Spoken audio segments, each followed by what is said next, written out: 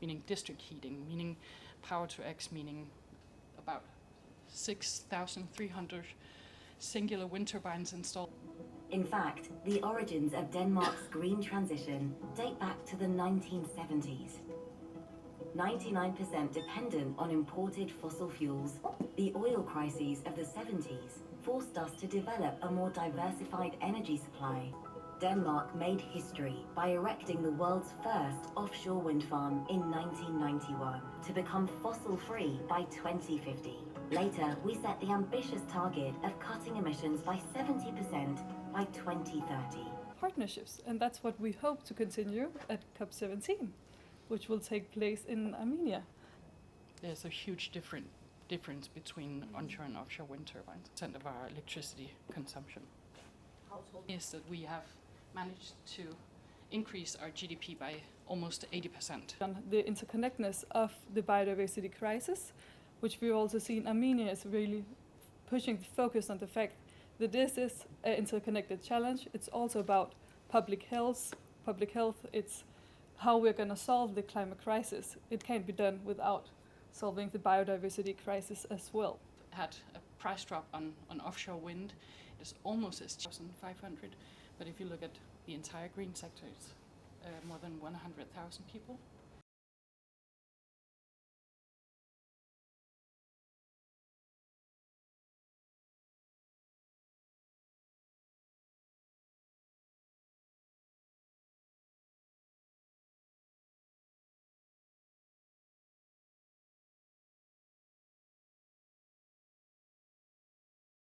Representing an organization like State of Green, we're a public-private partnership, and we were basically formed to act as a joint platform to promote Danish green solutions worldwide.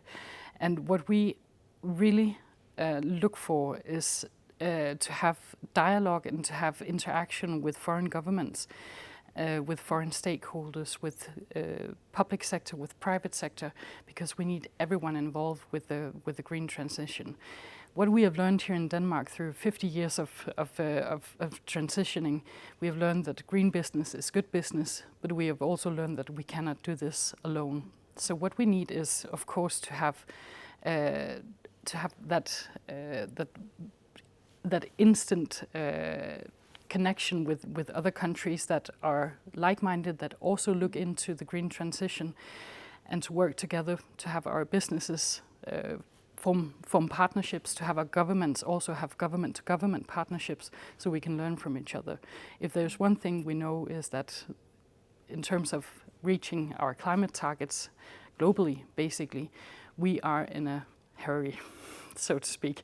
So we cannot waste time on making the same mistakes again. And whatever we have learned here in Denmark, we will be happy to share with the rest of the world, and we hope the rest of the world will do the same for us, so we can move forward together.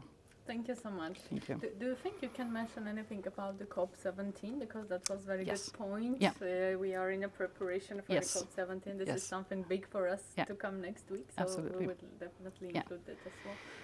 So State of Green is highly involved with the COP conferences, both the COP30, which is right now in Belém, but we have also, last year we were involved with the COP16, and we are looking very much forward to COP17 as well. That will be the second time for us to engage with this conference. Looking at biodiversity, it's a huge part of the green transition, because we know that it's oftentimes it's a discussion of climate versus nature. But the way we see it is that those two need to not be opposites, but they need to work together. So we need to look at coexistence between energy infrastructure and the wildlife, the flora, the fauna that is in the areas where we need to have energy infrastructure. So, and what we are looking at is we need more knowledge, we need more data on how energy transition affects nature, it affects biodiversity, but we are also looking to have technology development that moves us from environmental impact to positive environmental impact, so to speak. So So that's a very keen focus for us, and we look very much forward to be engaging with the COP conference in Armenia.